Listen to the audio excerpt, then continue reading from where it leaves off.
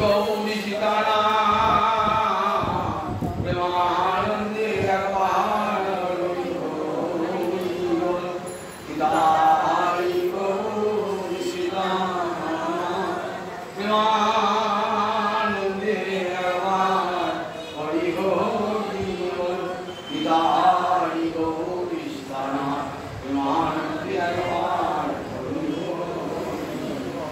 সমবেত ভক্তবৃন্দের শহরে আমার কোটি কোটি দণ্ডবত। শ্রীমদ্ ভাগবতী প্রথম স্কন্ধের 29 স্তব শোনার চেষ্টা করে। কুন্তী ঘোষ রাজার পালিতা কন্যা বলে তার নাম হয়েছিল কুন্তী। আসল নাম পৃথা। বসুদেবের পিতার নাম ছিল সুরসেন। সুরসেনের কন্যা হলেন এই দুর্বাসা ঋষিকে সেবা করে তার কাছে তুষ্ট হয়ে দুর্বাসা ঋষি এমন বর দিয়েছিলেন যে তুমি এই তোমাকে মন্ত্র দিলাম, এই মন্ত্রে তুমি যে দেবতাকে স্মরণ করবে সেই দেবতাই তোমার সাথে তোমার কাছে আবির্ভাব।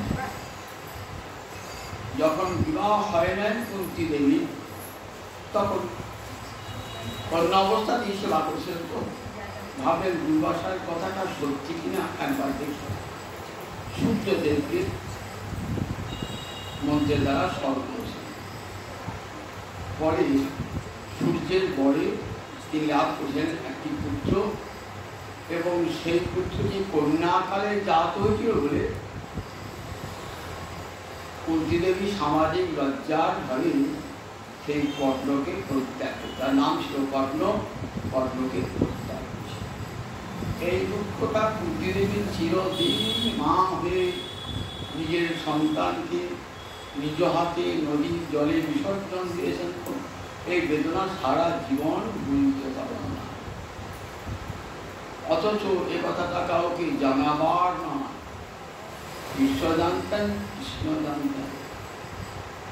বিশ্বের যখন অন্তিম কাল তখন যুধিষ্ঠিরকে বলছেন, জানো যুধিষ্ঠির, তুমি জ্যেষ্ঠ পুত্র নও, কুন্তীর আর একটি সন্তান ছিল।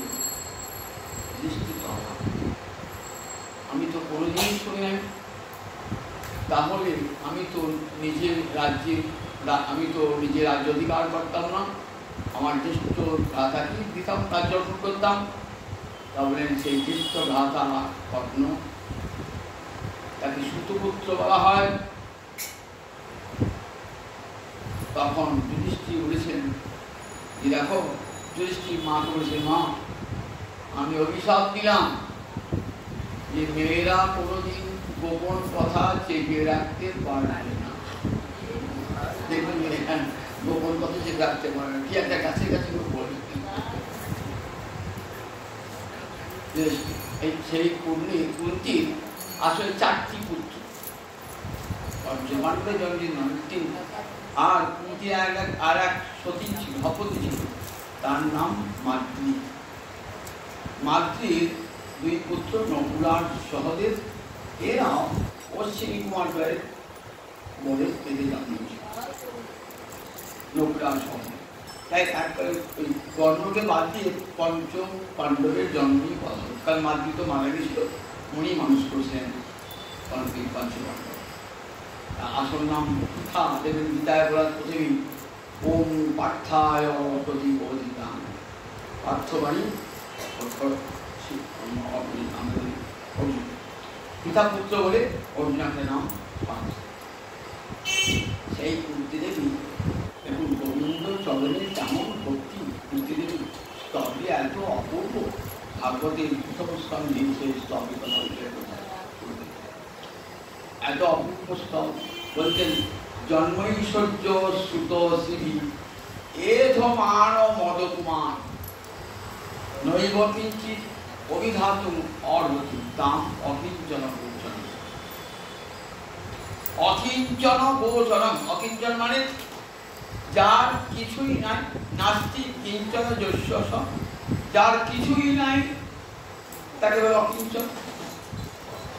তুমি অকিঞ্চন গোচর, একমাত্র যারা সর্বস্ব ত্যাগ করে তোমার চরণকে আশ্রয় করেছে, একমাত্র তারাই তোমাকে জানতে পারে, তারাই তোমাকে জানতে পারে।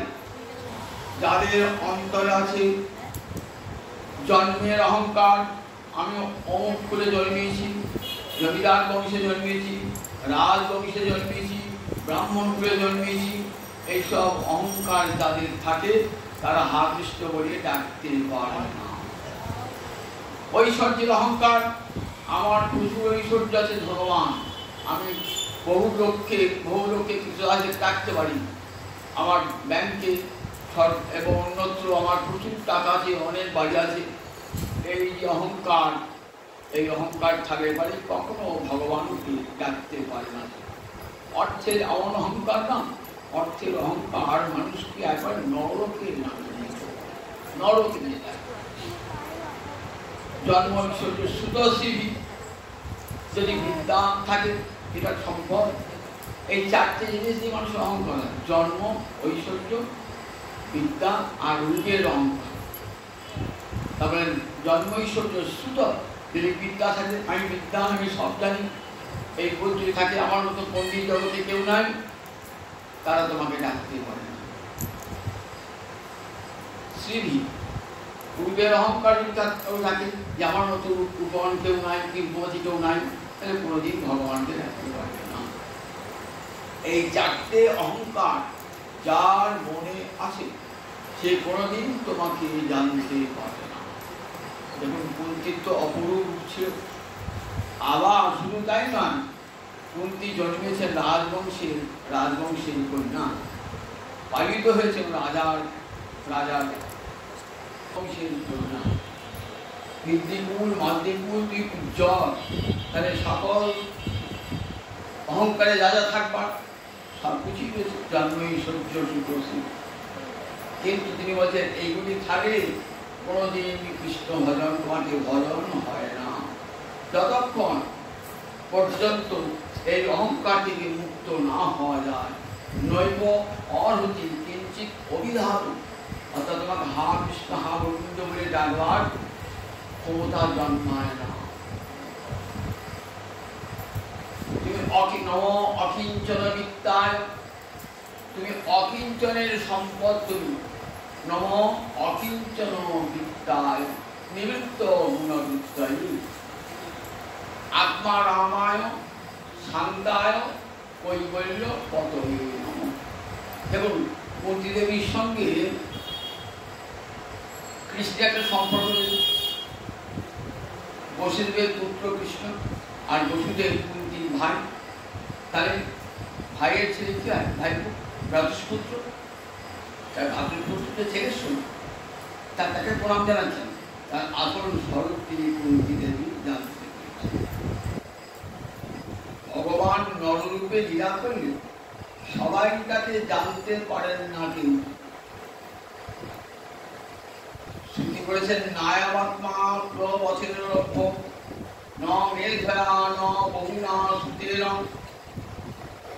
জবে বৈশ বিরুতে তেনই লক্ষ তৈশ আত্মা বিদ্যুতে তনুষা। ভগবান নররূপে যখন লীলা করে ভগবানকে সবাই জানতে পারে না। মানুষ বলে আমাকে অবজ্ঞা করে, যারা মূর্খজন, যারা মূঢ়, তারা কি করে? মূঢ়ামাং অপজানন, গীতা বলতো মূঢ়ামাং অপজানন্তি বলে অবজ্ঞা করে। কি বলে অবজ্ঞা করে? যে আমি মনুষ্য দেহধারী, সুতরাং মনুষ্য দেহধারী যখন ভগবান, তখন ভগবানের সঙ্গে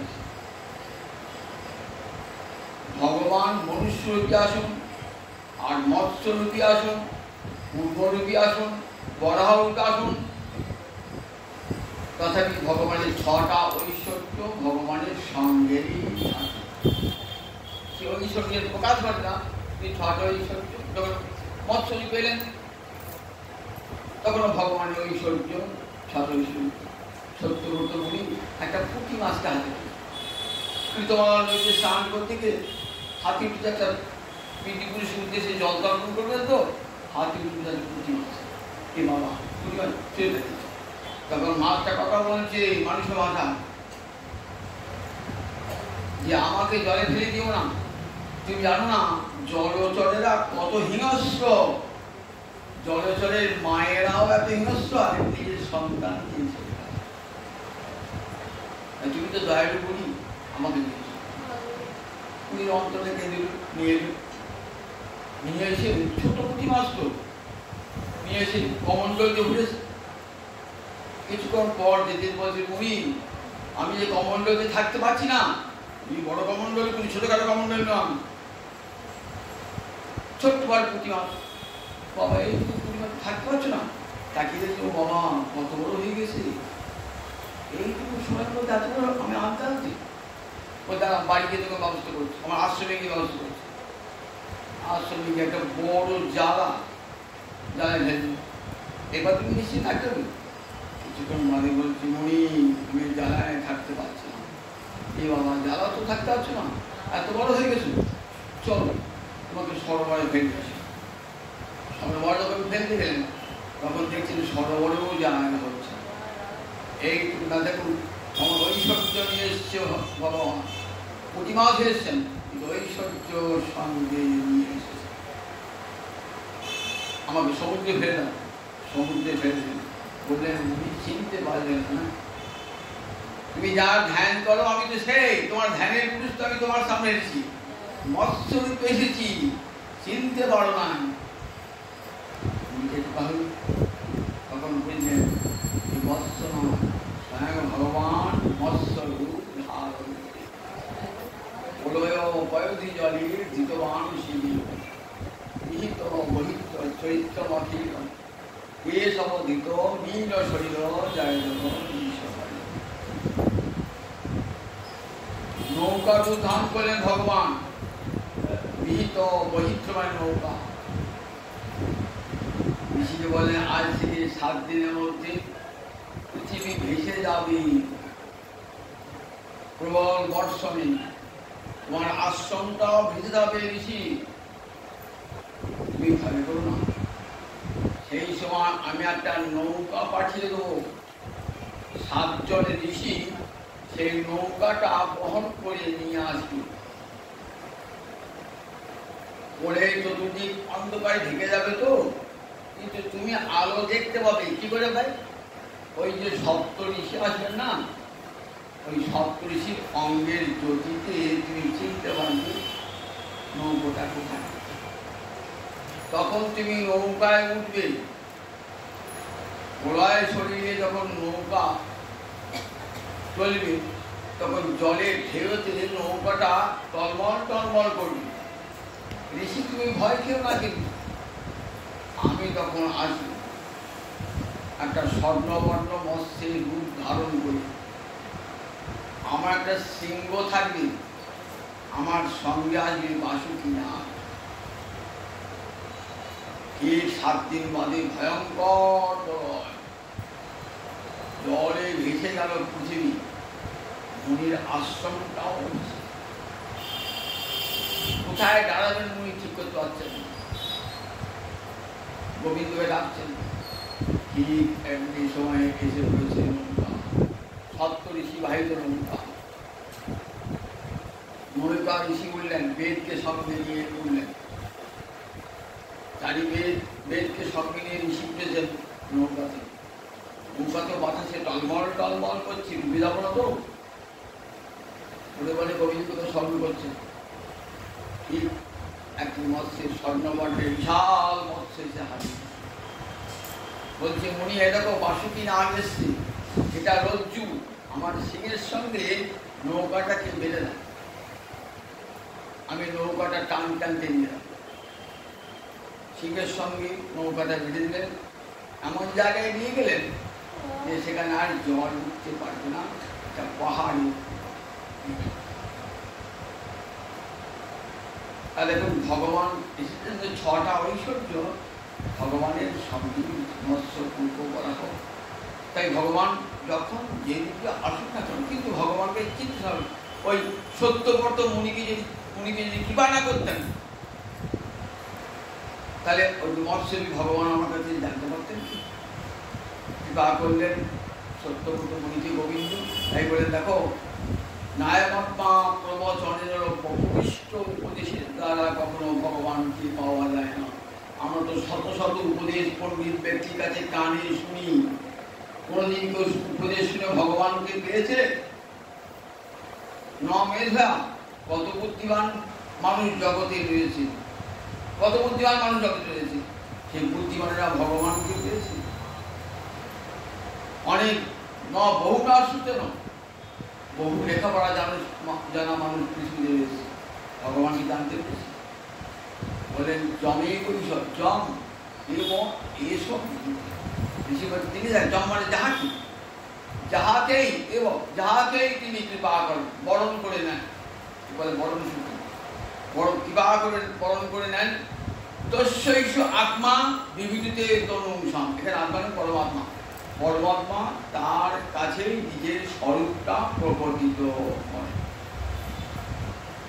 একই ভগবান দুর্যোধনের কাছে যাচ্ছেন, যুধিষ্ঠিরের কাছে যাচ্ছেন। দুর্যোধন চিনতে পারলেন না ভগবানকে, শত্রু বলে জ্ঞান করলেন। যুধিষ্ঠির জানতেন গোবিন্দ ভগবান। আর দেখুন যুধিষ্ঠিরকে কত কৃপা, যুধিষ্ঠির জানতে পারেন কৃষ্ণ ভগবান, কিন্তু দুর্যোধন জানতে পারলেন না। একই ভগবান তো একবার যুধিষ্ঠিরের কাছে যাচ্ছেন, একবার দুর্যোধনের কাছে যাচ্ছেন, তা জানতে পারতেন তো দুর্যোধনকে সেই কৃপা করেন নাই যে কৃপা দিয়ে তিনি ভগবানকে দর্শন করেন। এই ভগবানকে দর্শন করা হয় তারই কৃপার আলোকে। সূর্যকে যেমন দর্শন হয় সূর্যের আলোকে, এই পৃথিবীর কোটি কোটি আলো সূর্যকে দেখাতে পারবে না। যখন আকাশে মেঘে ঢাকা থাকে সূর্য কোটি কোটি আলো নিয়ে যান, তবু সূর্যকে দেখাতে পারবে না। সূর্য যখন আমি যখন কৃপা করবো আপনি দেখা, তারই কৃপা তাকে দেখা। এই ভগবানকে কুন্তী দেবী পরমা ভক্তি মধু, তাই জানতে পেরেছেন ভক্তি সংস্কার হৃদয়ে নিয়ে এসেছেন। তাই ভগবানকে ঘাতুষ্পুত্র বলে ভাবছেন না, ভাবছেন স্বয়ং ভগবান আজ এসেছেন আমার ঘাতুষ্পুত্র, তাই বর্ণনা করছে নম অকিঞ্চন বিত্তায়। তুমি অকিঞ্চনের সম্পদ প্রভু, অকিঞ্চনের সম্পদ। যারা তোমাকে ভজে না তার কি হবে? বিষয় থাকলে কৃষ্ণ সেবা হবে। একদিকে বিষয় বাসনা আর একদিকে কৃষ্ণ বাসনা, দুটো হয় নাকি? দুটো হয় না। একদিকে বিষয় বাসনা আর একদিকে কৃষ্ণ কামনা। বিষয় ছাড়িয়া কবে শুদ্ধ হবে মন, কবে হামের বসে মধুরী বৃন্দাবন। বৃন্দাবনে যায় কিন্তু বৃন্দাবন দেখা হয় না, মন্দির মন্দিরে ঘোরা। যদি দেখা হতো তাহলে আর বৃন্দাবন ছেড়ে কোথাও আসতাম। পুরোধাম তো নেমেছেন বৃন্দাবন মুখে, তাহলে বৃন্দাবন যে আপনাকে কৃপা করে নেয় এটা আমি বুঝতে পারি। এটা ভ্রমণের স্থান হিসেবে স্বীকৃত হয়েছে। কোটি কোটি বার যান বৃন্দাবন জানেন না, তবু বৃন্দাবনের স্বরূপ উপলব্ধ। কিন্তু গোস্বামীর কথা যখন গিয়েছেন দেখুন, আরে আর ফিরে এসছেন, আর ফিরে আসেন না, না রূপ সনাতন স্মৃতি আর ফিরে এসেছেন, আর ফিরে আসে না, ওই বৃন্দাবনে দেখেছেন কেমন কৃপা। বৃন্দাবনকে দেখে তারা দেখেছেন চিন্তামণি গণময়ী গুণী তৌরম অমৃতম। বৃন্দাবনের মাটি কেমন চিন্তামণি গণময়ী, প্রতিটি ধুলি কণা চিন্তামণি। চিন্তামণি মানে একটা রত্ন। আপনি সেই মনের কাছে যা মনে মনে চিন্তা করবেন তাই পাবেন। তাই বৃন্দাবনকে ধুলি করার কাছে কিন্তু যা চাইবেন তাই পাবেন। তাই দেখুন বৃন্দাবন যাওয়া হয় বটে, কিন্তু বৃন্দাবন ধাম আমাদেরকে কৃপা করেন। বেড়াতে যাওয়া হয়, আবার ঘুরে ফিরেছে সংসার সংসার বিষয় বাসনা শূন্য না হলে ওইখানে গিয়েছে রূপ গোস্বামী, স্বর্ণ গোস্বামী, শ্রী গোস্বামী বাদ তারা এসে না, তারা আর পূজা ভূগর্ভ গোস্বামী, রঘুনাথ গোস্বামী গিয়েছেন তো, যেখানে মানুষ থাকতে পারে না, আজ তো বৃন্দাবন অনেক উন্নত শহর আকার ধারণ করেছে। আজ তুমি ঘর বাড়ি পাবে, সেখানে গিয়ে থাকবার জন্য খাবারও পাবেন, তার মধ্যে ঘর বাড়িও নাই, থাকার জায়গাও নাই। গাছ আজ এই গাছতলায়, কাল সেই গাছতলায়।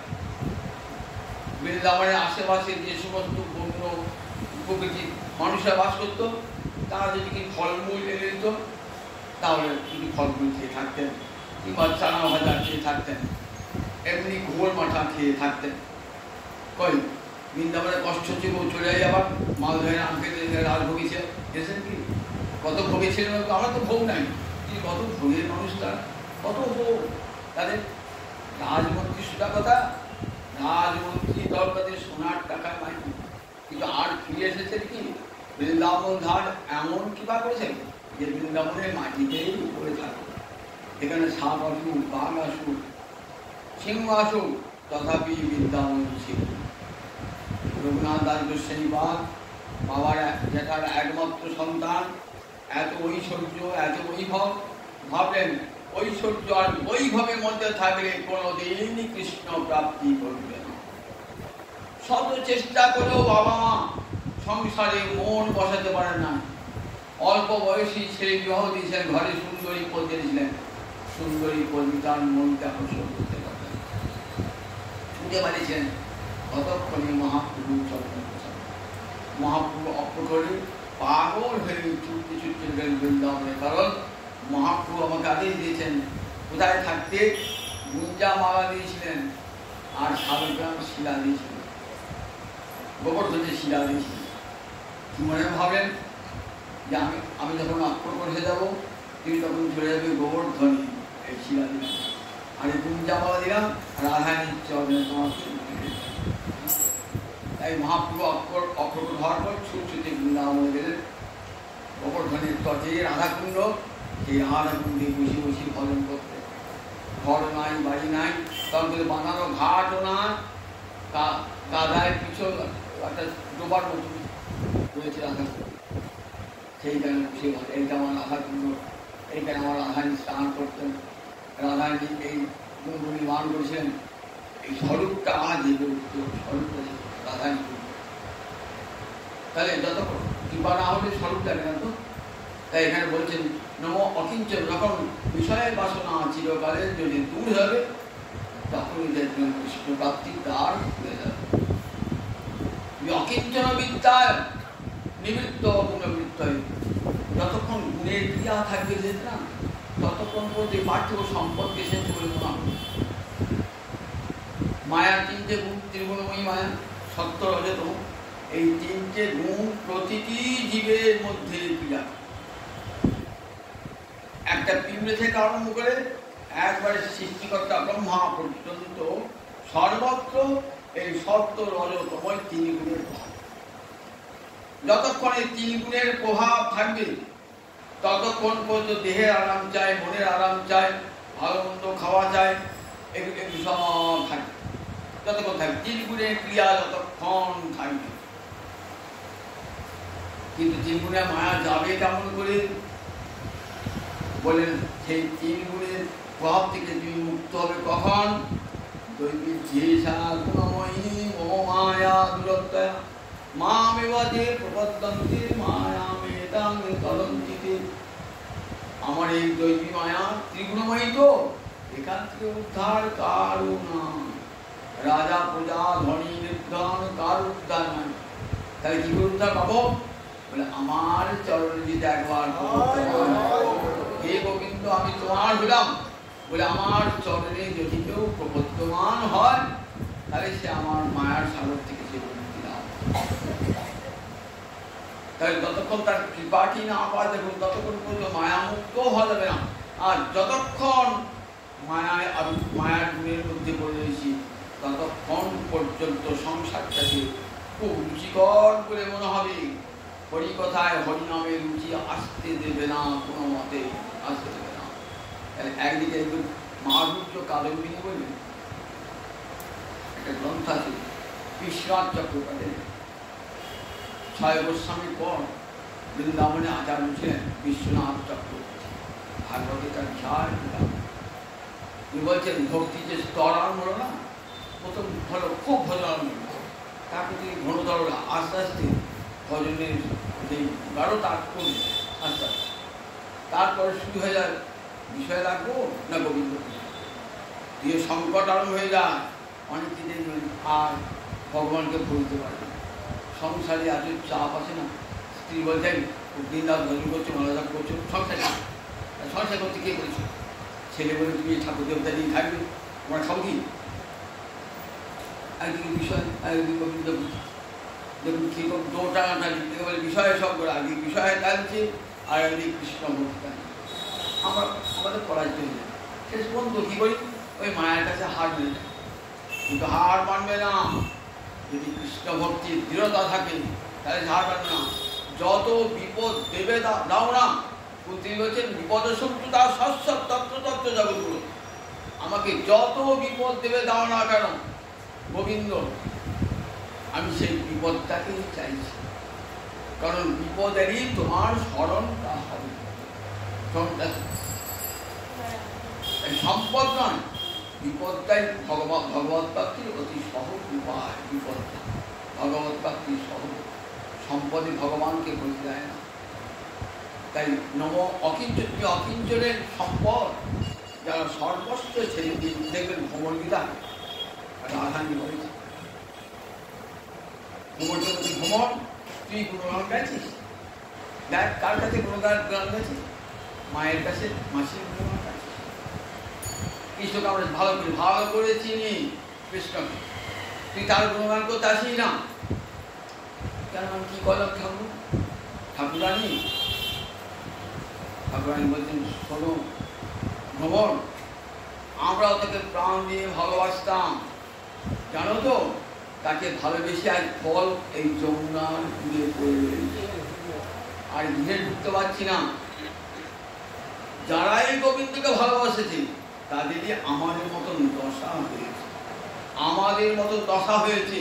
তারা বৃন্দাবনে গিয়ে জানে বৃহদায়ী পাখির মতন, পাখি যেমন ছোট করে খায় আমার হাজার, ঠিক তেমনি করে বৃন্দাবনে গিয়ে তারা মাধুকরী করে আর ভিক্ষুক মতো জীবন যাপন। যারা তো প্রভুর কৃপা পেয়েছে, যারা সুতরাং প্রভুর গুণের কথা বলছে। ভগবান কি বলছে দেখুন, আমা ভজে বিষয় মাগে এত বড় মুখ, আমাকে বলছে আমার বিষয় চাইছে আমার কাছে, এত বড় মূর্খ। আমি বিজ্ঞ সেই অজ্ঞে বিষয় কেন দিব, সচরণাম মৃত দিয়া তারে বিষয়ে ভুলাই। আমাকে বলছে আমাকে টাকা দাও, ধন দাও, ঐশ্বর্য দাও, বৈভব দাও, তা আমার ভজে কি দরকার? আমার ভজে বিষয় আমাকে এত বড় মূর্খ। আমাকে যদি ভজে আমি কি করবো, আমার যে করে আস আমি তারে করি সর্বনাশ, তথাপি যে না ছাড়ে তারে করি গাছের আমি হরামি তদ্ধন। এই ঠাকুর তো বলছে যাকে আমি কৃপা করি তার আগে তুই সব হরণ করিয়ে দিই। রাজর্ষি ভরতে এত সম্পদ, এমন কৃপা সব ছাড়িয়ে দিই। কোথায় করবে? গোবিন্দের কৃপালা বলে একবারে সংসার আসক্তি শূন্য, অর্থযুক্ত, তাদের সব পাওয়া হয়ে যায়, কিন্তু সব পাওয়া হয়ে যায়। তাই অকিঞ্চন বিদ্যা, তোমাকে যারা ভজে না তারা কি হয়, প্রভুকে যারা ভজে তারা কি হয়ে যায়, অকিঞ্চন হয়ে যায়, ভিক্ষু চলতে। এটা কৃষ্ণের বড় গুণ, যে গোবিন্দ চরণ ভজবে তাকে এই জগতে আর গোবিন্দ রাখবেন না। এই জগতে দুঃখ কষ্ট দেন কেন তাকে? দ্বিতীয় ভক্তের দুঃখ কষ্ট দেন কেন? জগৎকে দেখাবার জন্য। দেখো, যত দুঃখ কষ্ট আমার ভক্ত কখনো আমাকে পরিত্যাগ করে। নিবৃত্ত গুণবৃত্তে আমার চরণে একবার স্মরণ গ্রহণ করার সঙ্গে সঙ্গে তাদের গুণবৃত্তি চিরকালের জন্য চলে যায়। আর সংসারকে তারা বড় বলে ভাবে না। ধনজন সম্পদকে আমরা বড় বলে ভাবি এইটি আমাকে বোধ হয় সুখ দান করবে। দেখা যায় যাকে সুখ বলে ভেবেছি সেটা সুখ নয়, সুখের আকার ধরে আছে, সে আমায় দুঃখ দিবার করে। আছে সুখের আকার ধরে, আমাকে সুখের আকার ধরে আছে, আমাকে দুঃখ দেবার। তাই সুখ নাই প্রভু এই সংসারে, সুখ আছে মায়ার উপায়। ভগবান তার নিজ ভক্তকে দিয়ে যান নিজের কাছে চির সুখী পার যদি, আর বিন্দুমাত্র দুঃখ তাকে স্পর্শ করবে না। মায়ার গুণে যেন নিমিত্ত হয়ে যায়, মায়ার গুণ থেকে নিমিত্ত হয়ে যায়। তাই দেখুন ছয় গোস্বামী, নবযোগীন্দ্র, এই দেখুন ভাগবত বই, মহারাজ অম্বরীশ কেমন নিমিত্ত গুণে বৃত্ত হয়। মহারাজ অম্বরীশের অনন্ত ঐশ্বর্য কি প্রার্থনা করছেন, বললেন কামচ্চ দাসী, আমি যেন পরজন্মে আবার তোমার দাস হয়ে আসবো। বলে না তো এই জন্মে এই জগতে রাজা করলে পরজন্ম আমাকে দেবলোকে রাজা করবে, বলিয়ে ভগবান দিতেন না, আমি এই জন্মে তোমাকে বিষয় দিয়ে আমাকে ভুলিয়ে রেখেছো প্রভু, আমাকে বিষয় দিয়ে ভুলিয়ে রেখো না প্রভু। তুমি অকিঞ্চয় বুঝলাম, সব বিষয় বাসনা ত্যাগ না হলে তোমাকে দেয় না। অন্তরে যখন বিষয় বাসনা ত্যাগ হয়ে যাবে তখনই তোমাকে পাওয়া। নম অকিঞ্চন বিদ্যায় নিমিত্ত গুণবিদ্যায় আত্মার রামায় শান্তায় কৈবল্য পথে।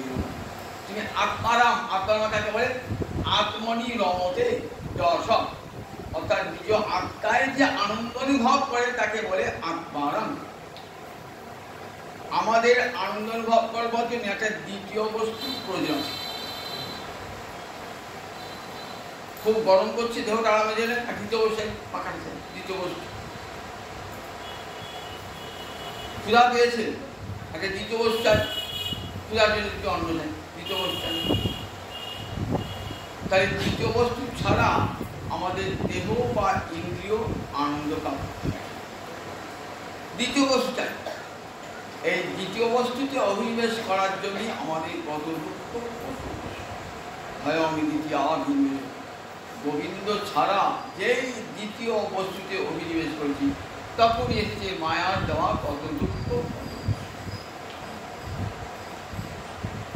গোবিন্দর ভক্তই আত্মারাম, গোবিন্দ তো বটে, গোবিন্দের ভক্তই আত্মারাম। আত্মারাম মানে এই দেহ দেখছেন, দেহের পর ইন্দ্রিয়, ইন্দ্রিয়ের পর মন, তারপরে বুদ্ধি, তারপরে আত্মা।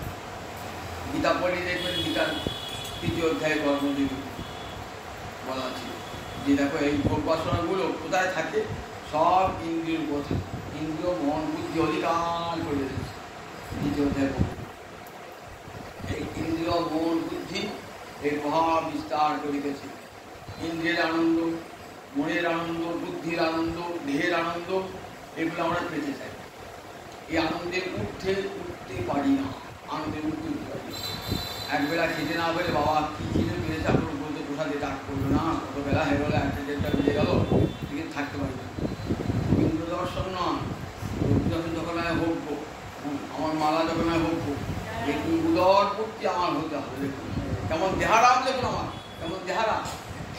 দেহের ক্ষুধা মেটাবার জন্যেই আমরা হরে হরে কৃষ্ণ হরে কৃষ্ণ কান আমার আছে, আমি তাকিয়ে আছি, আমি ডাকতে আসবি না, কোথা দিয়ে পাতা পড়লো কিনা যাবার ছুটে আসি, কীর্তন করে থাকি। তাই দেহের কথা আনন্দ করি। দেহারামের জন্য দেহের আরাম, এগুলো ইন্দ্রিয় আরাম। দেহারাম, ইন্দ্রিয়ারাম, মনের আরাম, বুদ্ধির আরাম। আর কথা সুখ যে উনি খেতে পেতেন, উনি পেতেন না, তার তো প্রচুর থাকতে বলেছিলেন আত্মারাম। নবযোগীন্দ্র আহার জুটেছেন তো, দিলে খেতেন, নইলে খেতে দিন। আর কেমন করভাজন, হাতে করে যা দেবে তাই, ছড়েও না নিজেকে নিয়ে যাবে, সঞ্চয়গুলো পরের দিন খাবেন, হাতে যা দেবে দাও। দেখেছেন তো? কারণ সব দেহ মন সবের মধ্যে চলে গেছেন, বুদ্ধির উপর চলে গেছেন, আত্মাকে আশ্রয় করেছেন, আত্মার আশ্রয়। আর ক্ষুধা তৃষ্ণা কিছু না, এরা বলে আত্মার। দেহের স্মৃতি পর্যন্ত নাই। সুখদেব যখন আসছেন না, সুখদেবের গায়ে অনেকে থুতু দিচ্ছে, কেন? সুখদেবের অঙ্গে বসন নাই তো, অঙ্গে বসন নাই, সবাই মানবে হ্যাঁ পা পাগল ভাববে, তো ইট ছুটছে, কে ধুলো ছুটছে, কিন্তু কে আমাকে অপমান করছে, ধুলো ছুটছে, ছুটে দিচ্ছে, এ বলতাম, এ বলতাম না, কেউ স্মৃতি করে না, সমাধি মগ্ন হয়ে গেছে ভালোবাস করে। আত্মারাম, এরসব আত্মারাম মুনিরা সমস্ত সংসারের বন্ধন ছিন্ন হয়ে, সংসার কি এরা জানেনি না, সংসার বন্ধন ছিন্ন হয়ে গেছে, একমাত্র গোবিন্দকে নিয়ে যে সংসার আত্মারাম। তুমি সে আত্মারাম মনের প্রতি আত্মারাম, তোমাকে আনন্দ করবার জন্য বাইরে আসতে হয় না, তুমি নিজের আনন্দেই বিভোর হয়ে গেছে। খালি গোপীগণের সঙ্গে যে আনন্দ করছেন, দ্বিতীয় বস্তু হচ্ছে না, বলে না গো না, ওরা দ্বিতীয় নন, এক গোবিন্দই কোটি কোটি গোপী হয়েছে, এক গোবিন্দই। বোঝার ভুল আমাদের। বললেন গোবিন্দই যে তিনি রাধারানী, আবার তিনি কোটি কোটি হয়েছেন কেন? বলছেন লীলার জন্য চাই কি, লীলার সহায় লাগি বহু প্রকাশ, লীলার বহুকান্তা ভিন্ন নহে রসের উল্লাস, বহুকান্তা ছাড়া রসের উল্লাস হয় না। তাই গোবিন্দ রাধারানী হয়েছে, গোবিন্দ রাধারানী, আবার সেই রাধারানী আবার অনন্ত কোটি মূর্তি ধারণ করছে।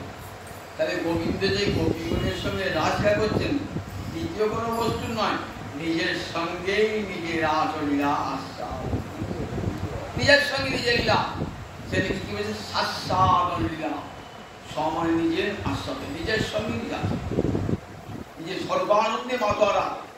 আমরা ভগবানকে কি বলে চিনতে পারি? আনন্দং ব্রহ্মেতি বাজনা।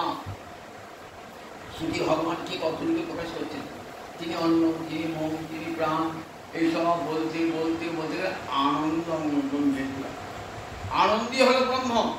বলে না, আরো আছে, সে আনন্দটা কোথাও আসছে?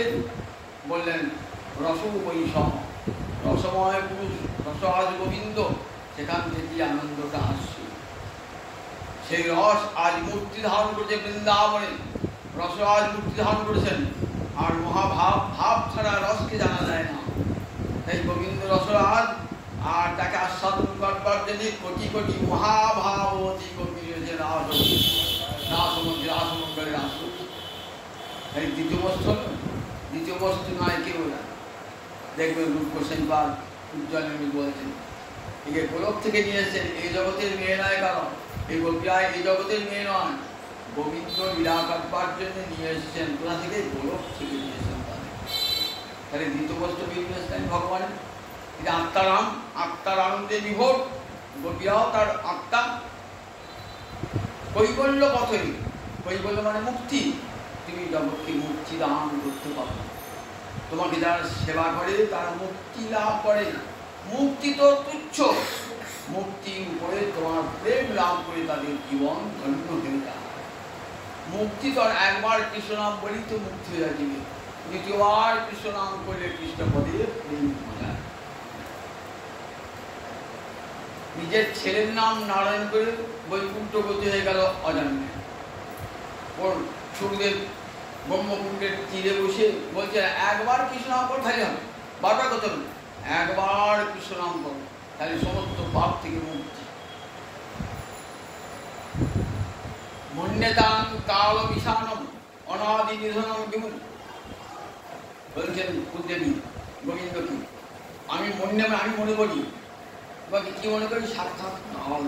মন্যতাং কাল বিষাণ, কাল মানে সূর্য উঠছে সকালে, সূর্য চলে যাচ্ছে রাত্রিকাল, সন্ধ্যেবেলা সূর্য হলো আমার পরমায়িক ভাণ্ডার থেকে একটা দিন চলে এমনি বলছে কাল সিন্ধু পানে আমার জীবন প্রবাহ বহি চলে, কাল সিন্ধু পানে না। এই কাল কিন্তু কাউকে ছাড়ে না, জগতের সকলের উপরে কালের প্রভাব, পশু পাখি জীব জন্তু সমস্তর উপরে কালের প্রভাব, জড়বস্তুর উপরে কালের প্রভাব। একটা ছেলে বাচ্চা দেখলেন তো কি সুন্দর ফুটফুটি, ওই ছেলেটা যখন কালে কালে বড় হলো, আস্তে আস্তে যখন বৃদ্ধ পুজো হয়ে গেছে, আর আছে কালের প্রভাবে সে বুড়ো হয়ে গেল কালের প্রভাবে। একটা সুন্দরী কন্যা দেখতে কি সুন্দরী, আর কালে কতদিন সে সৌন্দর্য থাকবে, যতদিন কাল প্রভাব বিস্তার না করছে, কালে কালে কালে কালে দেখা গেল সে একবারে তখন বৃদ্ধা জগতী বৃদ্ধা। তাহলে কাল কাউকে ছাড়ে না, কাল সকলকে। একটা গাছ যদি ফুলে ফলে সবিত হয়েছে, ফুলের কি গাছের কি অহংকার, দাঁড়া কালটা কী করবে, আস্তে আস্তে দেখবে সব পাতাগুলো ঝরে গেল, ডালগুলো শুকিয়ে গেল, এইবার মরবার জন্য বসাচ্ছে। তাহলে কালের প্রভাব ভয়ঙ্কর, কালের প্রভাব। এই কালের প্রভাব থেকে কারও মুক্তি নয়, পশু পাখি কীট পতঙ্গ মানুষ দেবতা কেউ কালের হাত থেকে রক্ষা পায় না।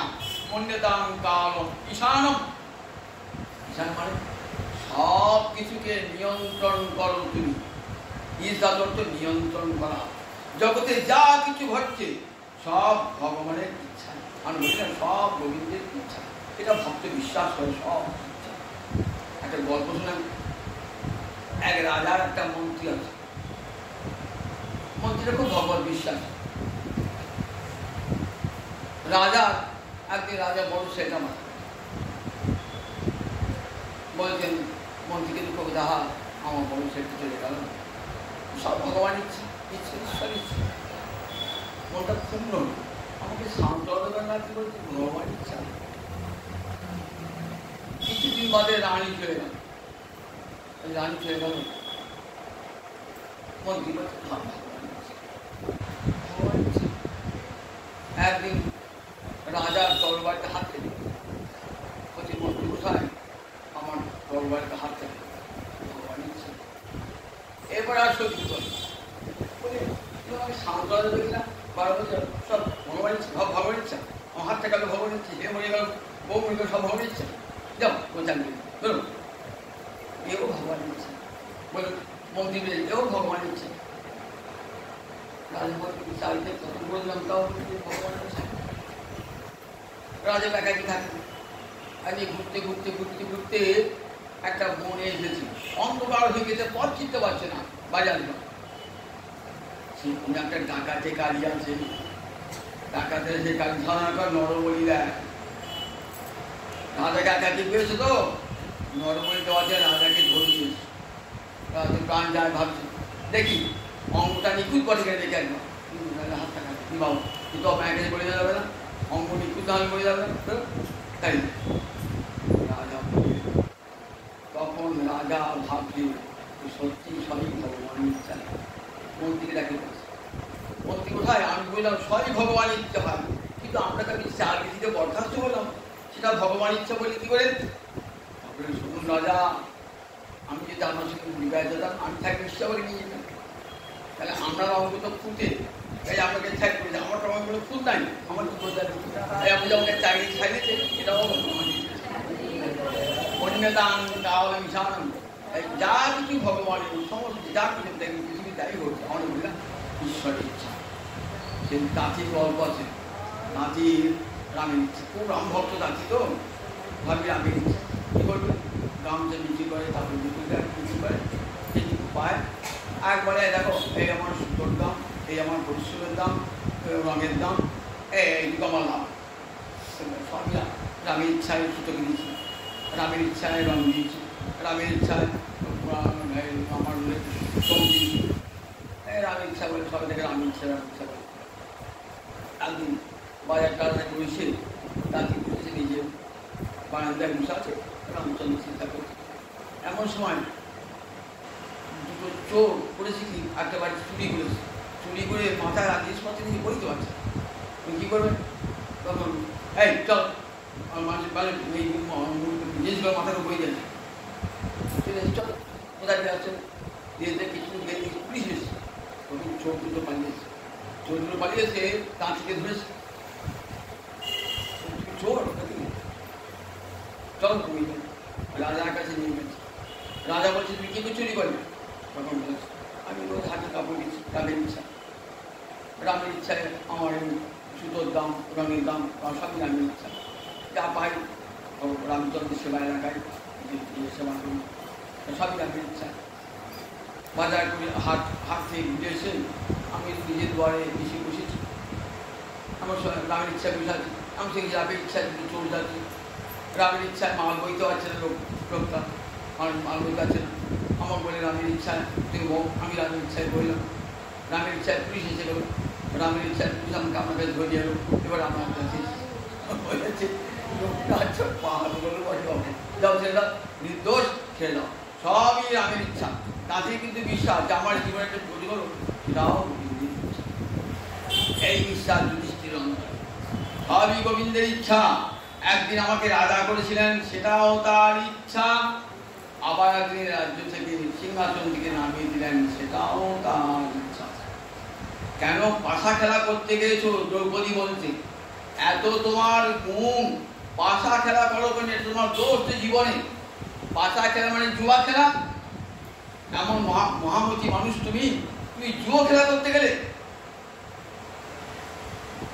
দ্রৌপদী কল্যাণী নাস্তিক কথা ভাষা, নাস্তিকের মতো কথা বলছো। জুয়া আমি খেলাই না, গোবিন্দ আমাকে দিয়ে জুয়া খেলে। কতখানি দৃঢ় বিশ্বাস অন্তরে। দেখো দ্রৌপদী আগে রাজা ছিলাম, তার ইচ্ছাতে বনবাসী হয়েছি, আবার যদি কৃপা হয় তিনি আমাকে রাজা করলেন, নইলে বনেই থাকবো। তার যার ইচ্ছা সেটি হবে, আমার ইচ্ছায় কোনো কাজ হবে না। সব কিছু কৃষ্ণের ইচ্ছায় হয়। আমার তো মানুষ হিসাবে কত ইচ্ছা করি, কিন্তু আমার ইচ্ছায় কোনো ফল হয় না। কৃষ্ণ যেই বাঞ্ছা করে সেই ফল। আপন ইচ্ছায় জীব কোটি বাঞ্ছা করে। আমি তো বলবো আমার 5 টাকা বাড়ি হোক, কোটি টাকা হোক ব্যাংকে, বলি হবে? হবে না। আপন ইচ্ছায় যে কত কোটি বাঞ্ছা করে, কিন্তু কৃষ্ণের যে ইচ্ছা হয় সেই গোবিন্দের যা ইচ্ছা হবে সেটাই হবে। এখানে কুন্তি বলছেন, মন্দেতাং কালং ঈশানং অনাদি নিধনং বিভুম। তুমি অনাদি নিধন প্রভু, তোমার আদি নাই, তোমার অন্ত নাই। আমার আদি মানে তোমার আদি নাই। আমার একটা আদি আছে, আমার আদি আমার পিতা, আমার পিতার আদিকে তার পিতা, তার আদিকে তার পিতা। এমনি করতে করতে গোবিন্দের কাছে যান। গোবিন্দ বলবেন, আমার আর আদি কেউ নাই। আমার হতেই জগতে সব উৎপত্তি, মত্ত প্রভব প্রলয়। আমাদের জীবের উৎপত্তি আমাদের প্রলয়কালে গীতা করেছেন না, মত্ত প্রভব। আমাদের সব জন্মায়, মত্ত মানে আমার সব জন্মায়, আবার আমাদেরই লয় পেয়ে যায়। তাই গোবিন্দ অনাদি, আবার নিধনম বলে তোমাকে হত্যা করতে পারে না কেউ, তোমাকে বিনাশ করতে পারে না। জগতে কত শত্রু তোমাকে বিনাশ করার চেষ্টা করেছে। কে শিশুপাল, কংস, জরাসন্ধ, কেউ তোমাকে বিনাশ করতে পেরেছে? তারা জানতো না যে তোমাকে বিনাশ করা যায় না। সাধারণ মানুষ ভেবে তোমাকে কি করেছে? তোমার মানুষ ভেবে তোমার অত্যাচার করেছে, তোমাকে ধ্বংস করার চেষ্টা করেছে। পুতনায় সেই শিশুকালে তোমাকে এমন স্তনকাল দিয়েছিল যে ওই নাক ছোট যেতে হতে না, নাকে শুকলেই মৃত্যু হয়ে যায়। যে আনন্দে সেই স্তনে চূষণ করলে, যে তোমাকে বিষ খায় মারতেছিল তাকেই তুমি হত্যা করলে, আবার দান করলে কি না, ভাতৃগতি মাতৃগতি দান। তোমার শত্রু নাই, তোমার পরের দিন ভগবান তোমার মিত্র নাই, তোমার শত্রু নাই, তুমি অনাদি নিধন, তুমি অনাদি নিধন, তুমি বিশাল বৃহত্তম। তাই তোমাদেরকে ব্রহ্ম বলে জানি। জয় জয় জয়।